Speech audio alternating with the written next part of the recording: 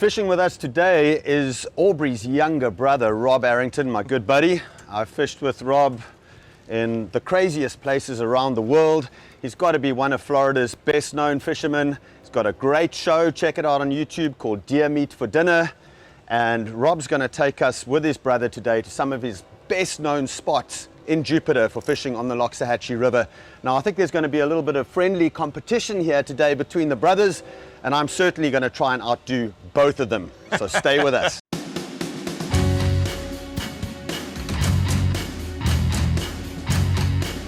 We are in the estuary where freshwater meets saltwater.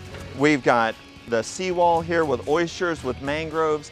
This is the base of the food web. Like a coral reef out in the ocean, the oyster reefs, they are biogenic. It's organisms that create habitat, and then all the other organisms flock to it. You got all the crabs, all the shrimp, then all the juvenile snappers and grunts, things that you normally would see as adults out in the coral reef are in here as juveniles in the estuary. They might be in seagrass beds or oyster reefs. Wherever you find small fish, you find predators looking to eat those small fish. So what we see here, this pipe coming through the seawall, is a classic case of stormwater. When it rains, 1 inch of rain on 1 acre of land is 28,000 gallons of water. Multiply that over the hundreds or thousands of acres of land in the watershed. When it rains, that water runs off. In this case, it's a straight pipe, straight into the river. When we fertilize our lawns, when we dump grass clippings or dog waste on stormwater drains, that is discharging straight to the river. Working on and improving stormwater systems in our local watersheds is one of the real measurable ways we can improve water quality. This is a good example of a stormwater system. Anything that washes off your yard into that stormwater pipe is coming right to the river. And we, the Loxahatchee River District and the other organizations, are looking at ways to improve stormwater treatment to improve water quality flowing into the river.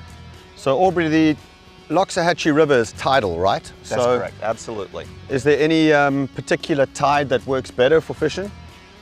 So most people that I know like to fish a moving tide, so not on the dead high tide or dead low tide, but as long as the tide's moving, incoming or outgoing, generally you'll find, my experience, better luck. Right. Of course, I like to say the best time to go fishing is whenever you can. No doubt, no doubt. Then you just got to figure out who's biting. Right, exactly.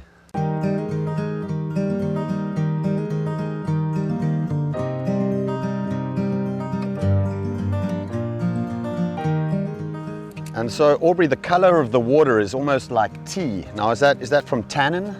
That's exactly right. So people often will see brown water because here we have crystal clear blue water flow in the inlet and then brown water flow out on outgoing tide. And they often see the brown water and think it's polluted.